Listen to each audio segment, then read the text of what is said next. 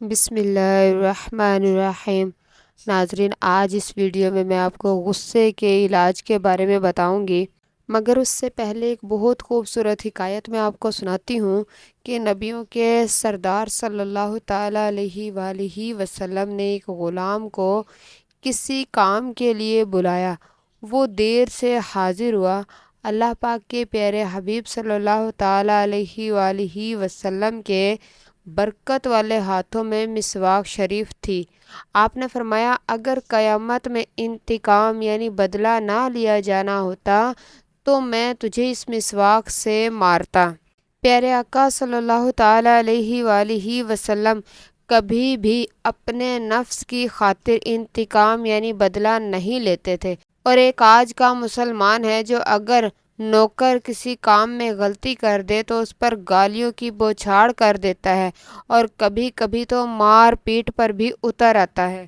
مسلم شریف میں ہے کہ حضرت ابو مسعود انصاری رضی اللہ تعالیٰ عنہ فرماتے ہیں، میں اپنے غلام کی پٹائی کر رہا تھا کہ میں نے اپنے پیچھے سے آواز سنی، اے ابو مسعود، تمہیں علم ہونا چاہیے کہ تم اس پر جتنی قدرت رکھتے ہو، اللہ پاک اس سے زیادہ تم پر قدرت رکھتا ہے۔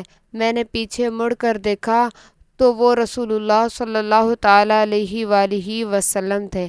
میں نے عرض کی، یا رسول اللہ صلی اللہ تعالیٰ علیہ وآلہ وسلم، یہ اللہ پاک کی رضا کے لیے میں نے آزاد کیا۔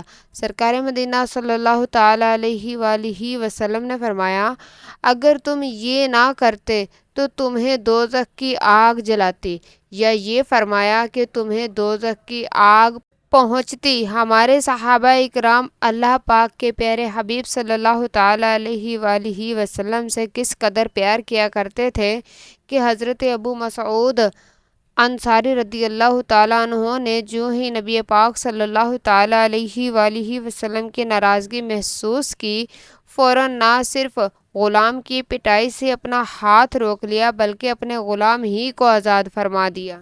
آج جو اپنے ہاتھ کے نیچے ہوتا ہے، لوگ اس کو بلا ضرورت شرعی جھاڑتے ہیں، تاڑتے ہیں، ان پر دہاڑتے وقت اس بات کی طرف بالکل بھی توجہ نہیں دیتے کہ اللہ پاک جو ہم سے زبردست ہے، وہ ہمارا ظلم و ستم دیکھ رہا ہے۔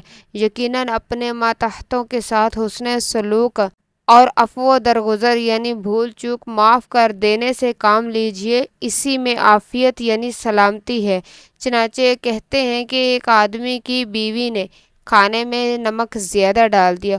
اسے غصہ تو بہت آیا، مگر یہ سوچتے ہوئے وہ غصہ پی گیا کہ میں بھی تو غلطیاں کرتا رہتا ہوں نا، اگر آج میں نے بیوی کی خطا بھول پر سختی سے گرفت پکڑ کی تو کہیں ایسا نہ ہو کہ اللہ پاک بھی کل بروز قیامت میری خطاؤں پر پکڑ فرما لے۔ چنانچہ اس نے دل ہی دل میں اپنی زوجہ کی خطا معاف کر دی۔ انتقال کے بعد کسی نے اس کو خواب میں دیکھ کر پوچھا، اللہ پاک نے آپ کے ساتھ کیا معاملہ فرمایا؟ اس نے جواب دیا کہ گناہوں کی تعداد زیادہ ہونے کے سبب عذاب ہونے ہی والا تھا کہ اللہ پاک نے فرمایا، میری بندی نے سالن میں نمک زیادہ ڈال دیا تھا اور تم نے اس کی خطا معاف کر دی تھی، جاؤ میں بھی اس کے صلے بدلے میں آج تم کو معاف کرتا ہوں۔ عوام میں یہ غلط مشہور ہے کہ غصہ حرام ہے۔ غصہ ایک غیر اختیاری معاملہ ہے، انسان کو آ ہی جاتا ہے، اس میں اس کا قصور نہیں ہے۔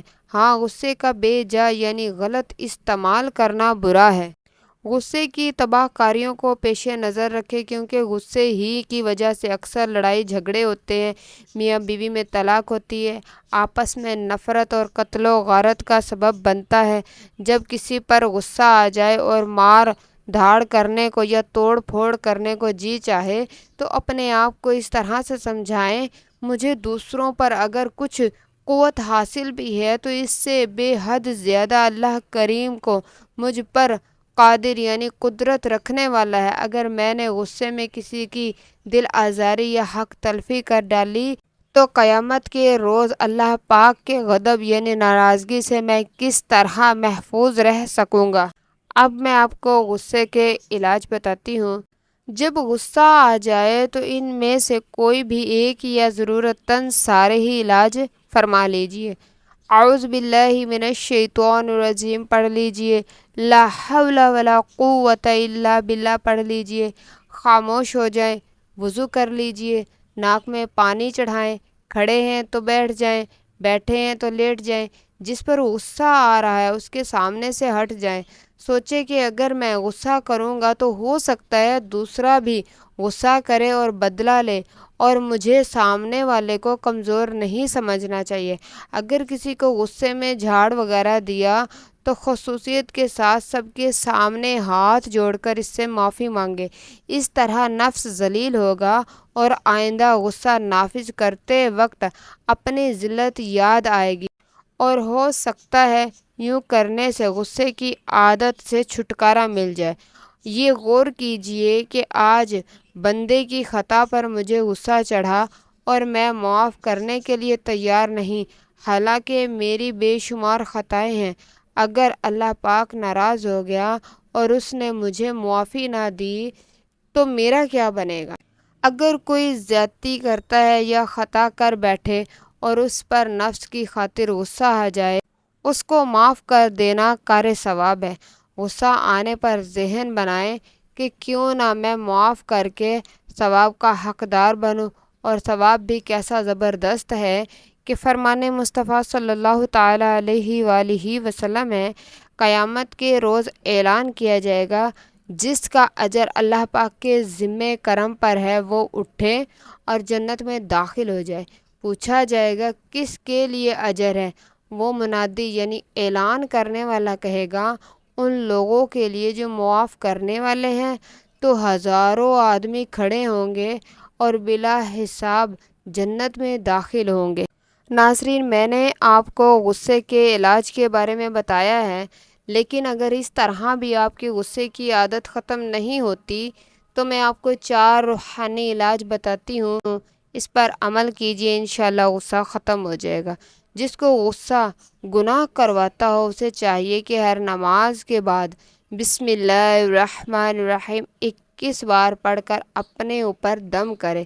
کھانا کھاتے وقت 3 بار پڑھ کر کھانا اور پانی پر دم کر لے۔ نمبر 2، چلتے پھرتے وقت کبھی کبھی یا اللہ یا رحمان یا رحیم کہہ لیا کرے۔ نمبر 3، چلتے پھرتے یا ارحم الراحمین پڑھتا رہے۔ نمبر 4، پارہ نمبر 4 سورہ آل عمران کی آیت نمبر 134 روزانہ 7 بار پڑھتا رہے۔ انشاءاللہ یہ عمل کرنے سے غصہ ختم ہو جائے گا۔ ایک اور روحانی علاج سماعت فرمائیں۔ اگر افسر یا سیٹھ بات بات پر غصہ کرتا اور جھاڑتا ہو تو اٹھتے بیٹھتے ہر وقت یا حی یا قیوم پڑھتے رہیں اور تصور میں افسر یا سیٹھ کا چہرہ لاتے رہیں، انشاءاللہ وہ آپ پر مہربان ہو جائے گا۔